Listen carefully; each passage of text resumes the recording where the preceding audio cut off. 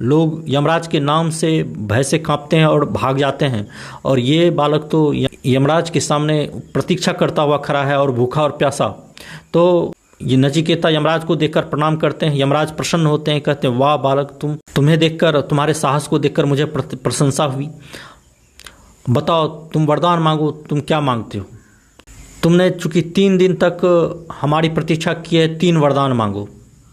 3 वरदान का ऑप्शन मिला नचिकेता को। नचिकेता मांगना शुरू करता है और कहता है कि पहला वरदान मुझे यह दीजिए कि जब मैं वापस घर लौटूं तो मेरे पिताजी मुझे स्वीकार कर दें और उनका क्रोध शांत हो जाए, वो नाराज़ ना हो। तो यमराज कहते हैं तथास्तु, ऐसा ही होगा। फिर दूसरा वरदान मांगने की बारी आती है तो नचिकेता कहता है आप मुझे स्वर्ग की अग्नि विद्या दें, जिससे सारे दुख नष्ट हो जाते हैं, न भूख लगती है न प्यास लगती है। यमराज उन्हें स्वर्ग की अग्नि विद्या प्रदान करते हैं। और जब तीसरे वरदान की बारी आती है तो तीसरे वरदान में नचिकेता मांगता है कि हे यमराज, मुझे यह बताइए कि मृत्यु के बाद मनुष्य का क्या होता है। कुछ लोग कहते हैं कि सब कुछ समाप्त हो जाता है, कुछ लोग कहते हैं कि आत्मा जीवित रहती है। ये क्या है, ये रहस्य क्या है, इसके बारे में बताइए। तो यमराज उसे बालक जानकर नहीं बताना चाहते हैं। ये एक गूढ़ रहस्य है जो कि देवताओं को भी दुर्लभ है।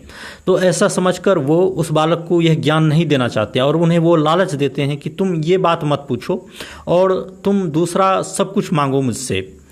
चाहो तो धन दे दूंगा, अप्सराएं दे दूंगा, तुम्हें राजा बना दूंगा, लंबी उम्र दे दूंगा, तुम कभी बूढ़े ना होगे, इस प्रकार से कहते हैं। लेकिन नचिकेता लालच में नहीं पड़ता और वो यमराज से कहता है कि ये सारी चीज़ें तो एक न एक दिन मिट जाएंगी, अर्थात सब कुछ खत्म हो जाएगा,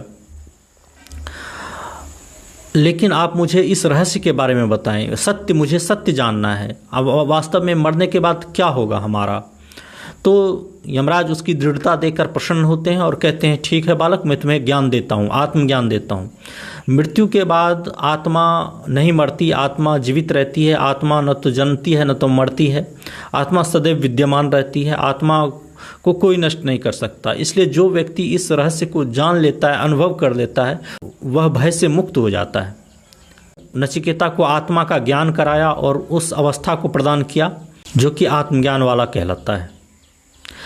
और ये था उपनिषद का, कठोपनिषद का ये यम नचिकेता संवाद और कहानी, जिसको कि हमारे पाठ्यक्रमों में भी पढ़ाया जाता है, कक्षाओं में भी पढ़ाया जाता है। धन्यवाद।